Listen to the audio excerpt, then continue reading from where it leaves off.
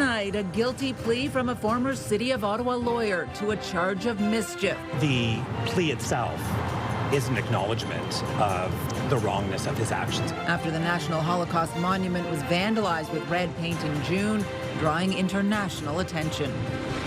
Damage and injuries in parts of our region after thunderstorms hit last night. The wind's getting really strong, so I went and sat back down again, and the next minute I heard a crack. One person airlifted to hospital after a tree struck their vehicle in Combermere. In Arnprior, a number of locations closed due to storm damage. And how would you like to be the other two guys in this foursome? This is my 7th hole-in-one over 66 years, so it's almost like one every 10 years. Two friends, two incredible moments on the same hole. What are the odds?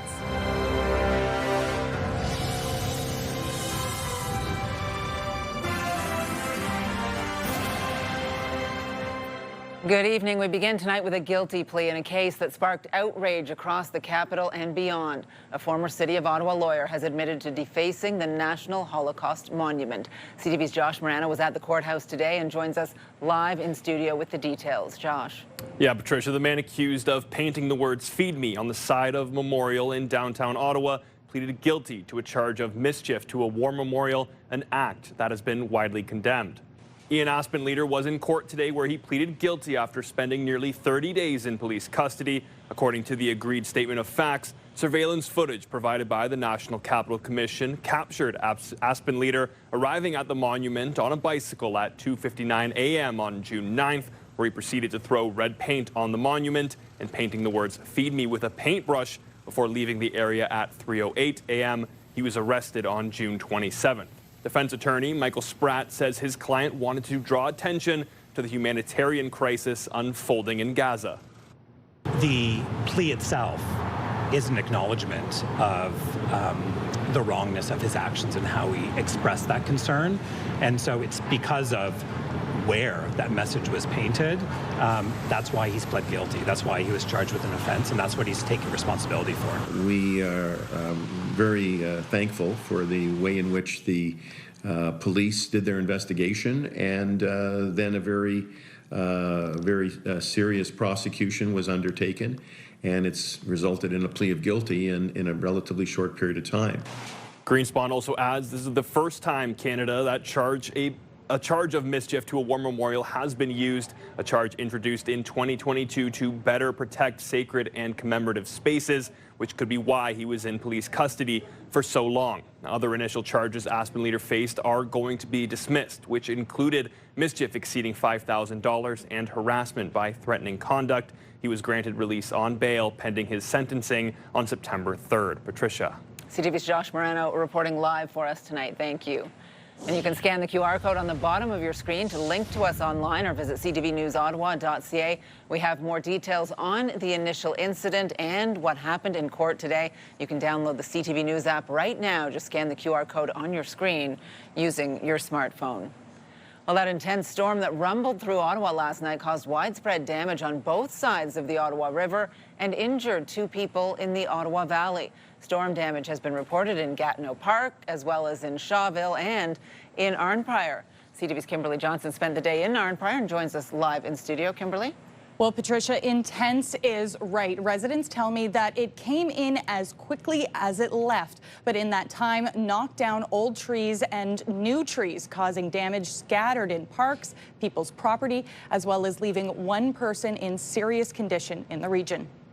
Large trees ripped in 2, uprooted, the remains of a storm that hit the Arnprior area Thursday night. Just taking the weight of the tree and helped to save that one a little bit.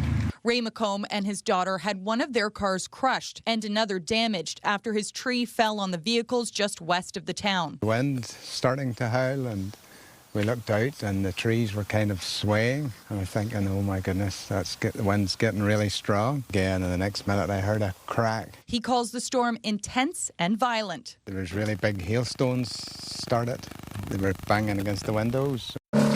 The damage left in spots along the Ottawa River through Arnprior and eastern Ontario. In Combermere, Renfrew paramedics say 2 people were taken to hospital, one with serious injuries, after 2 cars were struck by trees. Meanwhile, in Quebec, thousands around the Shawville area were left without power as crews worked to clean up the debris. In Arnprior, damage was concentrated most along the water. Quite a storm. I knew it was hitting somewhere bad because it was really a lot of lightning. The power went out. The cemetery saw large trunks splintered. The mayor says somehow there have been no reports of damaged headstones. I do want to thank town staff who didn't hesitate. They were out there in the wee hours of the morning assessing, jumping into action, getting all the things in place that need to get done to clean up and make things safe again for residents. Cleanup throughout the day meant the closure of parks and beaches as well. Just trying to get all the hazards taken down so nothing falls on anybody or anybody gets hurt or property damage. The town of Arnprior announcing late this afternoon that Robert Simpson Park, McLean Beach and the Waterfront Trail have reopened to the public. The Albert Street Cemetery and McLean Ball Diamond remain closed. Patricia? CTV's Kimberly Johnson live for us tonight. Thank you. Well, last night's storm may have also caused some damage in Gatineau Park. The National Capital Commission says teams are inspecting the park following the storm. Visitors have been asked to exercise caution as there may be fallen trees and branches on pathways. Still ahead, how's this for a day on the golf course? 2 buddies beating the very long odds with back-to-back holes in one on the same hole. We catch up with them back on the golf course today. That story coming up. And here's a live look now through our Centennial Glass Sky Cam. Another warm evening in Ottawa after a hot day. 29 degrees out there right now. Jackie is here in studio. And Jackie, you were telling us from the Ball Diamond last night that we might see some of that storm activity last evening. We certainly did see it in parts of the valley, in Gatineau as well. Yes. Nothing like that in the forecast for No, tonight? the good news is that we are getting some clear conditions, and we talk about this heat and these temperatures, much more manageable today if you are heading out tonight. There's still another ball game this evening at the Ottawa Stadium. So taking a look at conditions right now, clear for the overnight into tomorrow. There is a heat warning in effect for Southern Ontario, and we don't see any heat warnings issued here for our region, but keep in mind temperatures feeling closer to the mid-30s, not just here in Ottawa, but really for Kingston, for Brockville, sitting at 32, 35 with those humidex values, and it will carry on into tomorrow. A closer look now at the next 24 hours. Hey, if you're heading out and about for the evening, 25 degrees, feeling like 31, and then tomorrow we're going to have mainly sunny conditions. We're going to get a closer look, Patricia, at the forecast and a look at what your weekend will be like in a bit. All right, Jackie, thank you. Well, a Canadian man says he was denied entry into the U.S. just days before his wedding to his American fiancée was slated to take place. That after claiming border agents flagged him for overstaying. Now their wedding plans and what comes next are caught up in a complicated cross-border limbo. Here's CTV's Tyler Fleming. Devin Hayden and Bridget Ellis met online 4 years ago. And we've been together since. In a cross-border romance, Hayden lives in Brockville, Ontario. Ellis, about an hour's drive in Upper New York State. Most weekends she comes down after work and we spend a few days together, which is nothing like spending every minute of every day together. The couple planned to marry on June 14th. Just a small little thing in Canton, New York. At a park with a bridge and everything. But just days before the wedding, crossing into the U.S., things unraveled. Once I saw them all kind of group up and stuff, I'm like, all right, something's about to happen. Hayden says American border agents flagged him for spending too much time in the U.S., which is typically a maximum of 180 days per year. It was only the 156th day of the year, so. But once they stood me up and fingerprints and stuff, I was like, okay, this is a little worse than I thought it would be, and I had to exit the country immediately. But no reason was given on Hayden's official denial form. I had to come into Canada, drop him off, and then come back. There's nothing about this fact set that is surprising to me. U.S. immigration lawyers say when crossing the border, intent plays a major role in an agent's choice to grant entry. And the scale is tipping a little bit more heavily towards really strong U.S. ties. That's going to raise a red flag. Like a marriage spanning 2 countries. I want to be over here, but he wants to be over there. That's kind of the axe in the chopping block. Once you've been denied entry to the United States, you have to do the heavy lifting and reestablish really strong ties back to your home country. Hayden's new plan. Once the passport arrives, it's maybe be allowed back in. For now, Ellis comes here to Canada. Their love knows no boundaries or borders. We're working well through it, considering the circumstances. It hasn't torn us apart. Love you. Love you too. Tyler Fleming, CTV News, Brockville. Well, the clock is ticking towards what is now described as a soft August 1st deadline for a trade deal between Canada and the United States. And now President Donald Trump says a final deal may not happen at all, and that tariffs may be the unavoidable reality facing the Canadian economy. CTV's Kimberly Fowler is following this story for us this evening. Kimberly. Well, Patricia, negotiations between Canada and the United States continue behind the scenes, with Canadian officials saying they're encouraged. Now, Trump is dampening expectations and not sounding very optimistic that a deal can be reached before his self-imposed deadline. We haven't really had a lot of luck with Canada. I think Canada could be one where they'll just pay tariffs, not really a negotiation. Well, there's been no comment from the Prime Minister today as officials try to figure out what comes next in trade talks with this country's largest partner. Canada-U.S. Trade Minister Dominic LeBlanc is downplaying the probability of a deal by the end of the month after his meeting with top Trump trade officials yesterday in Washington. But all of these deadlines are with the understanding that we'll take the time necessary to get the best deal. The measures that Canada has taken on steel, in particular against anti-circumvention, are some of the strongest in the world, and that has been recognized and very much appreciated. LeBlanc adds complex negotiations are continuing between Canada and the U.S., and he will be returning to Washington next week. Now, if Canada doesn't reach a deal by August 1st, Trump has threatened to impose 35% tariffs on Canadian imports not compliant with the CUSMA Free Trade Agreement. Patricia. CTV's Kimberly Fowler live for us tonight. Thank you. Well, a third major automaker is now reporting a big financial hit from American tariffs. Volkswagen, Europe's biggest car maker, says it lost $1.5 billion during the first half of this year. The operating profit for the quarter that ended last month fell nearly 30% compared to the same period last year. Earlier this week, General Motors said its second quarter profits fell by $1 billion, while Stellantis reported it lost $2.7 billion in the first half of the year, partially due to tariffs. Well, this just into our newsroom. A woman is dead after a vehicle rollover near Richmond. Emergency crews responded to a call for a crash on Garvin Road between Shea and Huntley Roads around 4 p.m. An Ottawa Paramedic Service spokesperson tells CTV News Ottawa the victim was pronounced dead at the scene. Garvin Road remains closed for that investigation. A 3-year-old child has drowned at Sandbanks Provincial Park.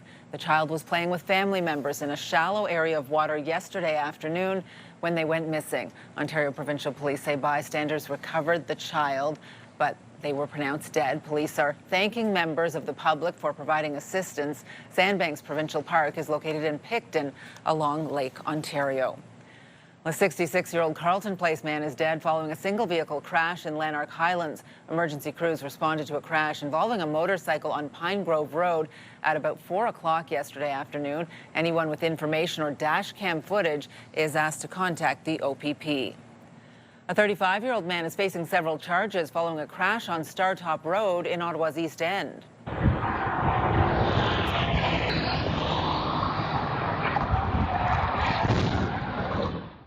You can see the black car traveling at a high rate of speed before it crashes into a truck, which flips on its side, the car then striking a pole. Ottawa police say the vehicle was observed speeding on Highway 417, and a short time later, it collided with another vehicle on Startop. Both the driver and passenger of the vehicle were treated for injuries. The driver is facing 8 charges, including impaired operation, causing bodily harm, and operation while prohibited. The Special Investigations Unit is also investigating. The wife of former Ottawa councillor Rick Shirelli has struck out at a provincial bill that would make it easier to fire municipal politicians who violate the code of conduct. In 2020, the city's integrity commissioner found Shirelli sexually harassed female staffers. The penalty was Shirelli's pay docked for 270 days. Lita Shirelli told a committee gathering feedback on the legislation that her husband did nothing wrong and was not able to defend himself. I am Rick Shirelli's wife, and I want to tell you what a nightmare my family lived through because of the unfairness of the Municipal Act and the way it was applied. The panic attacks, the migraines, the anxiety we now suffer are not because my husband did anything wrong. No, they're actually so much more severe because we all know beyond a shadow of a doubt that my husband did nothing wrong. Lita Shirelli says her husband was a victim of cancel culture. She made the statements as the committee held hearings in Whitby. Well, relief at a remote gold and copper mine in northern British Columbia today. 3 workers who were trapped underground for nearly 3 days have been rescued. What the response has shown is that safety protocols work. Incredible that Kevin, Darren and Jesse did exactly what they were trained to do, and because of that they stayed safe for more than 60 hours until we could bring them to surface and home. The operator of the Red Chris mine says the 3 men were safely brought to the surface late last night. They were trapped underground by 2 rock falls Tuesday morning. All 3 were huddled in a refuge chamber where they had access to food, water and air. A reaction continues tonight after 5 former World Junior hockey players were acquitted in a high-profile sexual assault trial. The story captured national headlines, putting a focus on hockey culture and the meaning of consent. CTV's Adrian Gabriel speaks with someone working to educate young hockey players.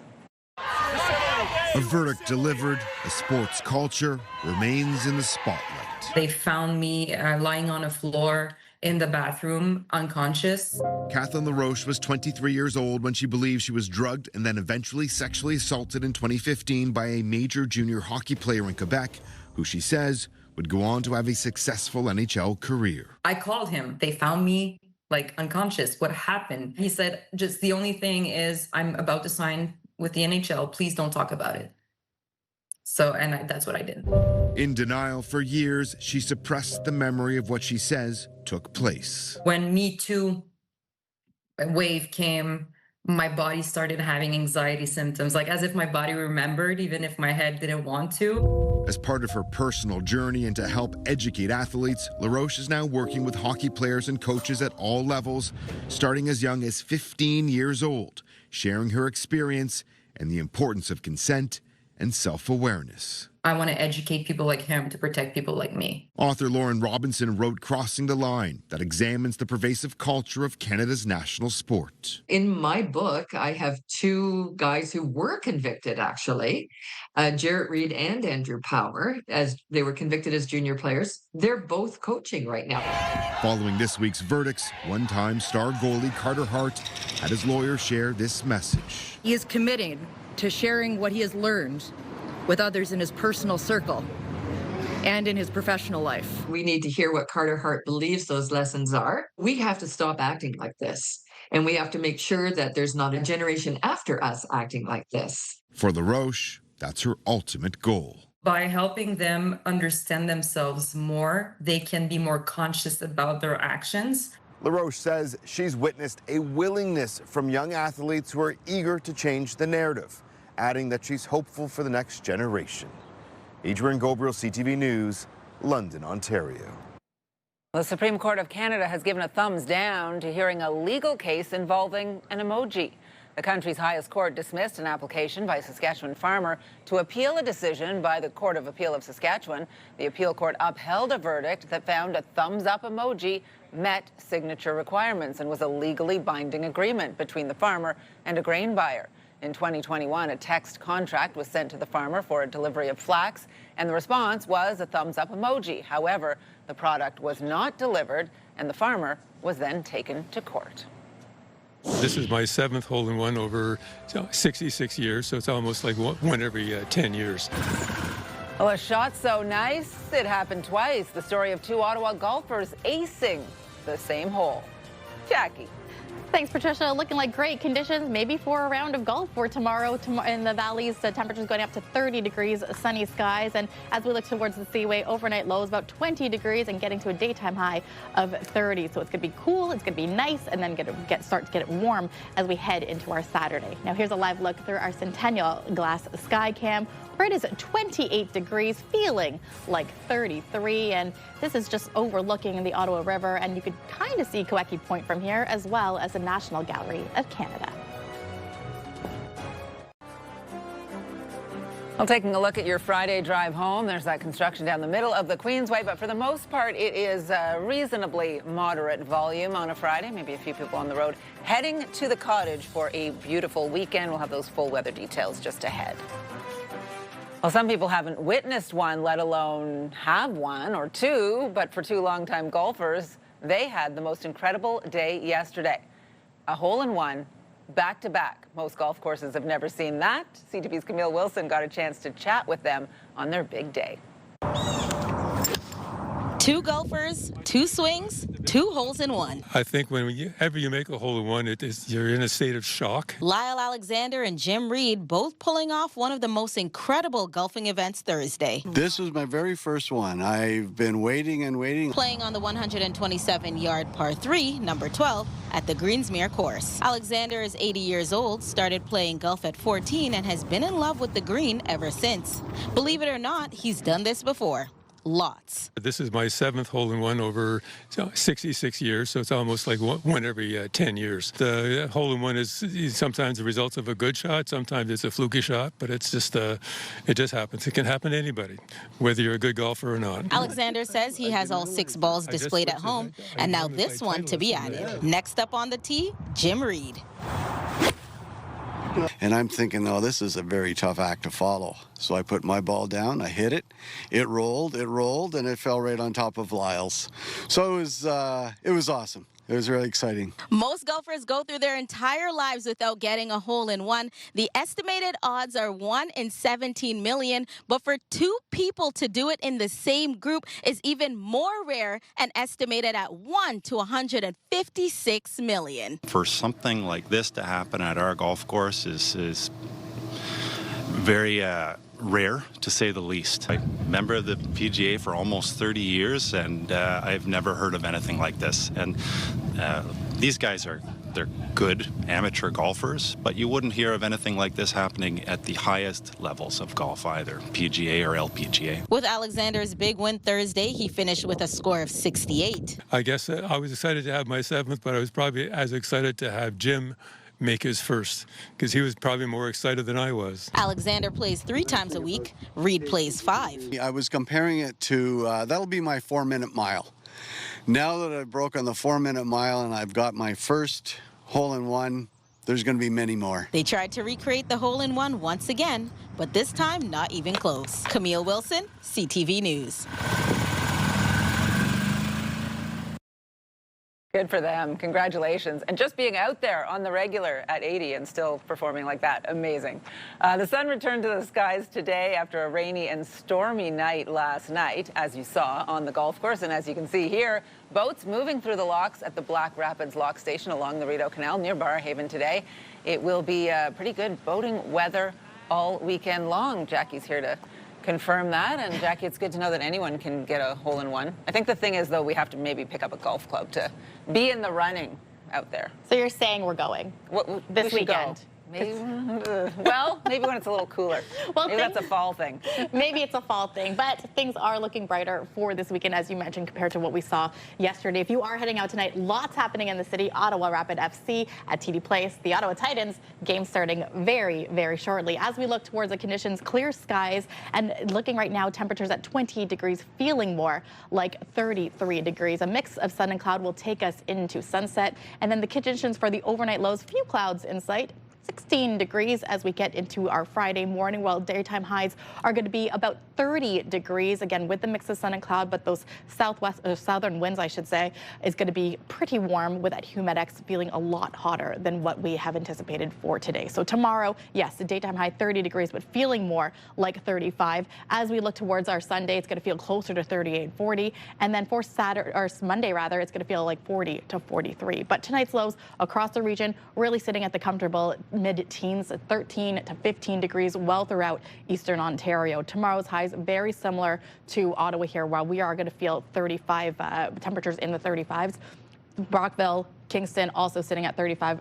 Pembroke as well as Petawawa also sitting in the mid-30s. So it's going to be hot, sticky, humid, and muggy. So make sure you stay hydrated and lather up the sunscreen. As we look across the country right now, Temperatures also still pretty warm for most of Atlantic Canada, sitting between the mid-20s. And here, a lot of the heat really pushing through the Midwest into Ontario. Northern Ontario, there is a special air quality statement in effect, and that is smoke through the wildfires that are happening through the prairies. So that air quality statement really stretching from Alberta into here in Ontario. But that's staying in the northern part. Calgary, southern Alberta, I should say, there's a severe thunderstorm watch in effect. They're getting rainy weather and heavy weather systems moving through the province. Not here, though. We are expecting clear conditions well throughout eastern Ontario. That's going to carry us into Monday. Now, this 7-day forecast is brought to you by Davidson Hearing Aid Centers, celebrating over 80 years in family business. So clear skies as we move into our next I would even say 3 or 4 days.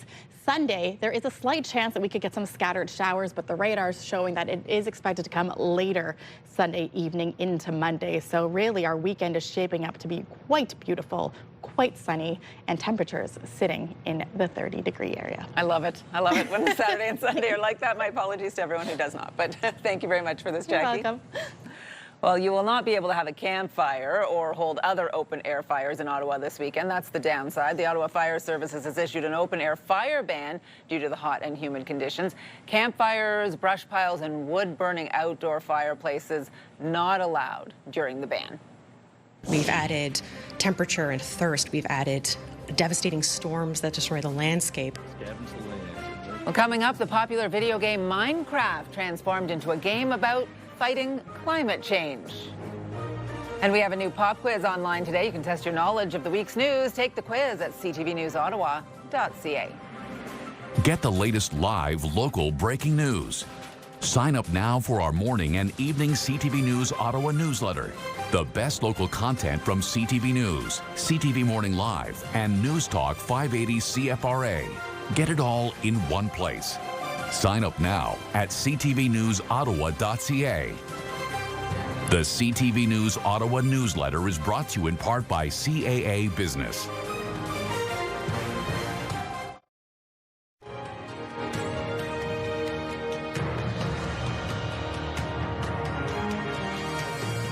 Well, researchers at Concordia University have come up with a video game about fighting climate change, and it's solar-powered. It's a modification of Minecraft where players can build a better world. CTV's Christine Long has more. Scavenge the land. The Enigma of Gaia is a multiplayer survival game that uses the Minecraft platform. Rosie McDonald is on the team that's been working on this for more than a year. We've added mods to the game that include pollution. We've added temperature and thirst. We've added devastating storms that destroy the landscape. And so that's not in regular Minecraft. It's a lot harder to play this way, but it gets players to think very differently. Oh no, I'm in the tornado. Challenges include rebuilding after a climate catastrophe in a Minecraft world. A tornado passes and then it just eviscerates the land. It takes away the dirt, the grass, the trees, the leaves, everything. It makes splotches. You'll have to jump to where you want to go. It makes traversal extremely hard. This game is named after Mother Earth, so it's powered in an environmentally friendly way. This experiment is, what does the world look like where solar power is ubiquitous? More specifically, what does gaming look like in that world? And to experiment with that, we need to build the infrastructure. Solar panels on the roof of the Concordia EV building are connected directly to a solar controller and a battery that's then powering a mini PC that's used as a server. If one person is playing in a power-expensive manner, then everybody suffers. So when you create these conditions, people have to play in a more mindful way. The game is not just something that you can play whenever you want. It's always dictated by the external environment of the sun, the clouds. Solar power levels fluctuate and are shown on screen in real time, encouraging more collaborative play. There's a lot of consideration and a lot of just thought put into play that would otherwise be kind of mindless. Mindful Minecraft, a building block in ecological gaming. Christine Long, CTV News.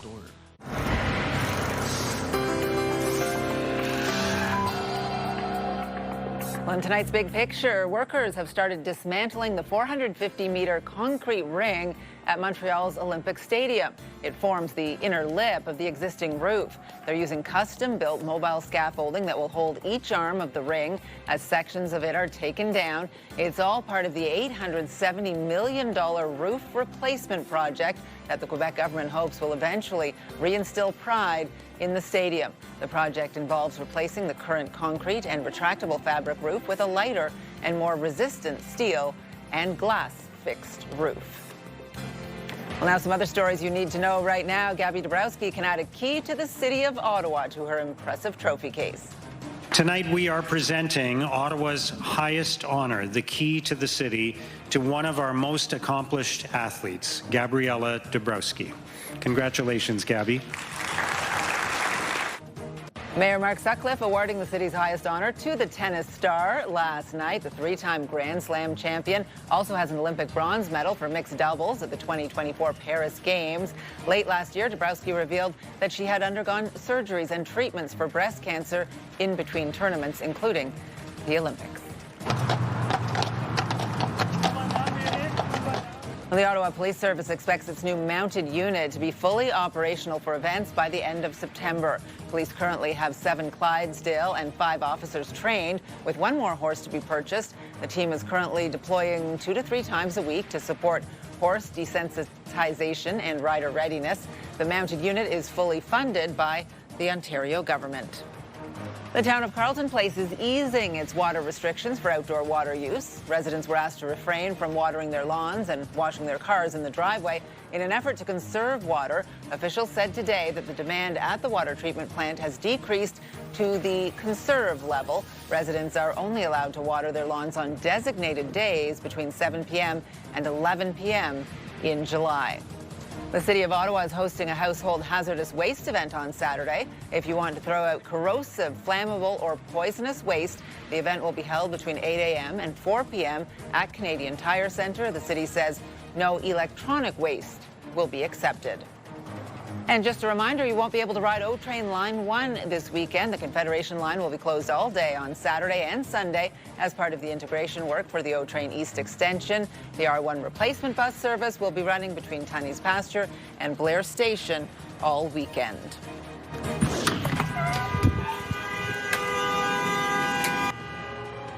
An odd and frustrating feature on Toronto Transit buses causing a major headache for some residents.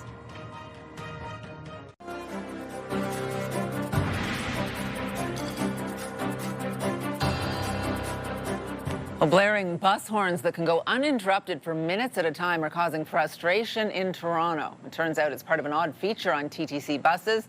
CTV's Allison Hurst explains. It is 11:16 p.m. He walks through his condo, and as soon as he opens the balcony door, he's greeted by a loud, sustained honk coming from an idling bus at Kipling Station. Nice late night, 1 minute long honk. It's very loud. I mean, I'm in a soundproof building and I can still hear it. It's really loud. Penelope Irving lives across the street from the bus station and says it's been happening more frequently in the last year. Like 1 o'clock in the morning, between 1 and 4, for example, when it's optimal sleep time for most people, that's when it seems to be going on, and that's when it seems to go on longer. It happens during the day, too. A resident took this video saying the horn was blaring in the afternoon. It's just really inconvenient. The horns keep on going for like 2 minutes, 3 minutes straight. Dave Chauhan says people in his building have complained to the TTC and city about the issue. They should be able to switch it off, and I take TTC all the time, and I haven't ever come across such a scenario where the horn just would keep on going. In a statement to CTV News, a TTC spokesperson says, "We apologize to the neighbors for this inconvenience. This is a feature of the buses that is intended for safety. We are aware that sometimes they go off, and we've been reminding operators about disarming the feature whenever possible to do so. We will continue to remind them to disable the alarms out of respect to the community." I feel bad for the drivers, don't get me wrong, but there's got to be some policy in place where this is not happening, and I'm I'm not sure they're paying attention to that. There are several towers directly across a small street from the station. Marianne Molino says there is noise in the area, but she lives on the other side of the building and can still hear the horns at all hours. If there's nobody on the bus, if the driver's not on the bus, why are the alarms going off? Residents hope action is taken soon. Oh, I thought that guy in red was going to stop it. To keep the horns from blaring. Allison Hurst, CTV News. Well, a record end to the week for Canadian starts, despite the U.S. threatening to keep tariffs in place on our exports. BNN Bloomberg's Andrew Bell brings us the latest in business. Hello there. Toronto's composite stock index closed at a new record high today, with investors apparently undismayed by the latest tariff threat from U.S. President Donald Trump. Trump said he might just abandon trade talks with Ottawa altogether and leave import levies in place. We haven't really had a lot of luck with Canada, Trump said. I think Canada could be one where they'll just pay tariffs, not really a negotiation. The president has imposed steep new levies on imports of Canadian steel and aluminum. Stocks helping to lift the TSX today included Shopify and Royal Bank, but Tech Resources slid again amid disappointment over glitches at its giant copper mine in Chile. The Canadian dollar was under pressure. It changed hands at 72.96 US cents, down about a third of a cent. West Texas Intermediate oil changed hands at $65.16, down 87 cents. Our latest fix on Western Canadian Select oil has it at $53.69, up 50 cents. And the TSX closed at its new high of 27,494.35, up just over 122 points. Those are your business headlines. I'm Andrew Bell of BNN Bloomberg. The owner of the gym said, wow, she's very good. Well, still ahead, she's only 9 years old, and this Montreal girl is already a ninja warrior. Ottawa news, weather, traffic. It's everything you need. CTV Morning Live. Weekdays. iHeartRadio Weekenders is powered by Barhaven Ford, Ottawa's newest and largest Ford store, and Eastern Ontario's Ford EV leader. A hot weekend in the capital on tap. Time now to check in with our iHeartRadio Weekender, Tanea Taylor. Tanea.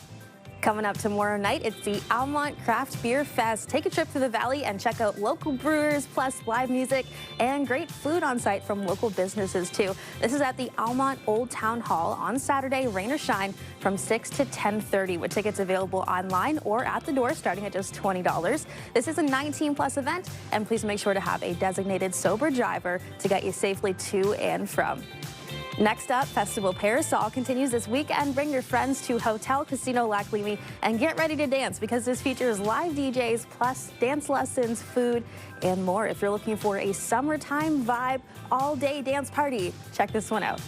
And finally today, if you're looking to check out one or multiple farmers markets tomorrow, the Alta Vista Market, Cumberland, Wakefield, Carp, all happening, and more. For the full list and all the details on all the events happening around the capital this weekend, check out ctvottawa.ca/weekenders. For the iHeartRadio Weekenders, I'm Tanea Taylor. Have a great one. iHeartRadio Weekenders is powered by Barhaven Ford, Ottawa's newest and largest Ford store, and Eastern Ontario's Ford EV leader. Well, a young Quebec girl is the Ninja Warrior champion. She's dominating at almost every competition she enters. CTV's Swida Rassi has the story. 3, 2, 1, go! She's fast, focused, and fearless. She's also just 9 years old.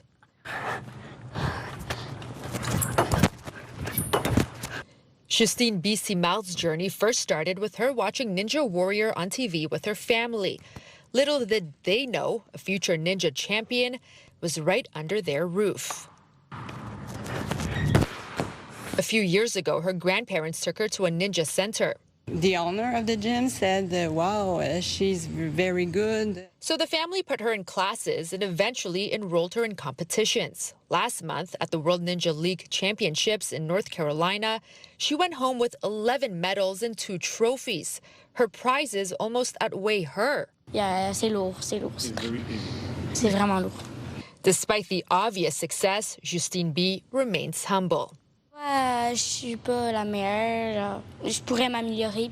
She says she could still improve.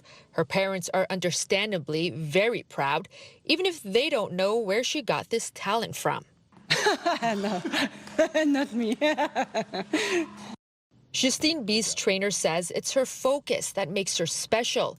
That, he says, is one of the most important skills for a ninja. She's very strong for this type of ninja warrior things, which can focus only on what she have to do, and she impressed more than some of the teenagers we got here in the MST. Next month, the family is headed to Barbados for another competition. And whether she brings home more medals to add to her already impressive collection, her mom says the sport is mostly about having fun, staying active, and proving that anyone can succeed. Also for the girls, that they know they can do the same thing of the boys, you know. As for Justine B, she hopes one day she gets a chance to compete on the Ninja Warrior TV show, where she was first inspired.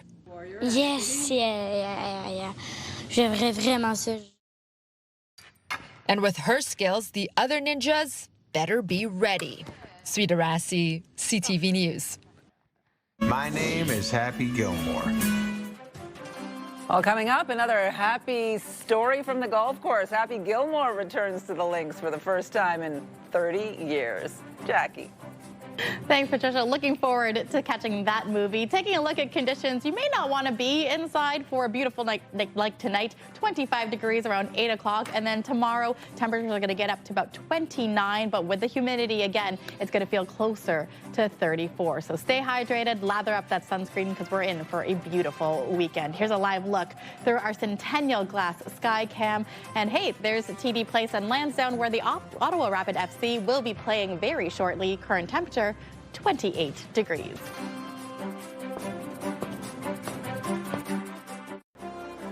Coming up Monday, a new initiative called Uncommon Spaces brings more public outdoor space to Centertown, and we check it out. And a local hat maker based in Perth has been chosen as the official milliner of the King's Cup racing event. We introduce you to her and her creations. Ooh, get that fascinator ready. Wake up the right way with CTV Morning Live starting at 6 a.m.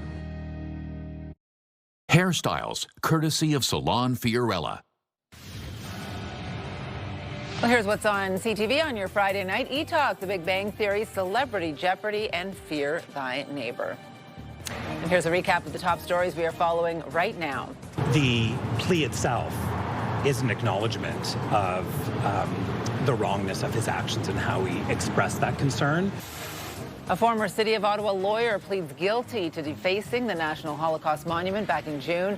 Ian Aspenleader will be sentenced in September. Once they stood me up and fingerprints and stuff, I was like, okay, this is a little worse than I thought it would be. A couple in a cross-border romance is blaming border agents for having to call off their wedding. It's a reminder of the rules that could keep you out of the United States. This was my very first one. And this great moment from the golf course, back-to-back holes in one. Two men doing it on the same hole this week. Their story is pretty cool. Well, final check on the forecast now. Looks like a beautiful, hot, sunny weekend. Yes, you're going to love these weekend conditions, Patricia, because there is no rain in sight. Taking a look at tomorrow, when waking up, 18 degrees, but the humidity is already going to kick in. It's going to feel like 25. You are out and about around 7, 8 a.m., and then it's going to get to a daytime high of about 30 degrees. But again, factor in that humidity. We're going to feel more like the mid-30s. Sunday, Monday, we're going to have increased heat, increase in temperatures. It's going to feel closer to 40. So make sure you stay hydrated. Make sure you lather up, because the sun will be shining. So no excuse. You got to be outside. Stay, enjoy that sunshine, because by the time we get to our midweek, things are going to start to cool off. And we are expecting it to get a little bit of precipitation rolling in as well. Patricia. But before you get to that beautiful weekend, we do have one more weekday evening newscast. Our team is here. Kimberly Fowler working toward the 11:30. Yeah, Patricia, our cameras are on. Actually, they're in Richmond right now. A woman has died after a vehicle rollover on a Garvin Road between Shea and Huntley Road. We'll have those details later tonight. And remember Cedar, the 2-month-old moose who was rescued near Ottawa earlier this month? Well, he's on the move. The Toronto Zoo will soon be home to the blind moose who spent the past 3 weeks at Hollyhaven Wildlife Rescue in Dunrobin. And of course, we'll have more on that tonight as well. You can get the news anytime, anywhere at ctvnewsottawa.ca. Join me tonight for CTV News at 11:30. All right, good news for Cedar on the move, on the mend. Yeah, Absolutely. the kind of ending we wanted. And finally for us tonight, if you're taking it easy on a Friday night, looking for something to watch, I know my son's doing this, you can go to your happy place. My name is Happy Gilmore. 30 years ago, I decided to give golf a try. All right, Happy Gilmore 2 is streaming on Netflix just 30 years after the Adam Sandler movie first hit the big screen. The movie has most of the original stars back in their roles, but it also features cameos from some of professional golf's biggest stars. So if you're a golf fan, you're going to love this. You both like that movie. Yeah, the original. Loved it. Yeah, so you're going to watch number 2? Yeah, Yeah. Totally. Organize a watch party. We'll see. You got to do the first movie too if you end up doing that. Good thing the firefighters were keeping a close eye on Katie Griffin here. She went into the water to discover what it takes to rescue someone out of fast-moving water. Great story that you can catch on our website if you missed it. Yeah, I told her I want to go with her next time she does the follow-up story. I look forward to seeing that. Yeah. Help! Help! Exactly.